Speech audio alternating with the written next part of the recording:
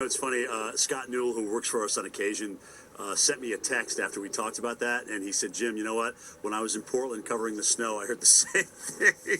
So they do a lot of snow removal up here in Portland, and you can see why. We got tons of it around, probably about 20 inches new on the ground. And, it's kind of interesting. Portland, just one observation. The National Weather Service in gray, this is their responsibility, this area. But it's really interesting when you look at the final totals of a storm.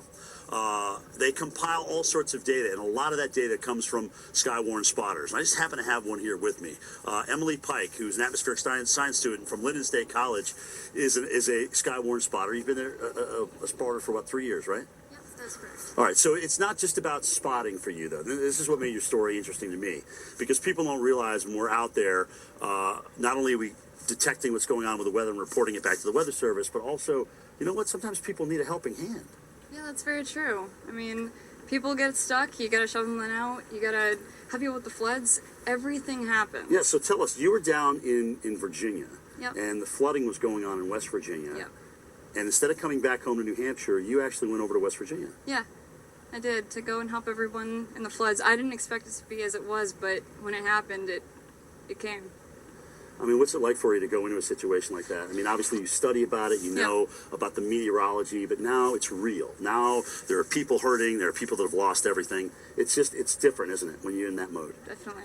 And snow, you've been in situations with snow, obviously up here in New England, where you'll stop and just help somebody dig out? Yeah. Yep. Like last night, everyone was getting, thrown across the road, and they get into an icy ditch, and you just gotta get out and shovel. So when everything's done at college, for Emily, what are we going to see out of you? What are you going to do? I'm hoping to become a research science and atmospheric science anyway, meteorology. Maybe go into media.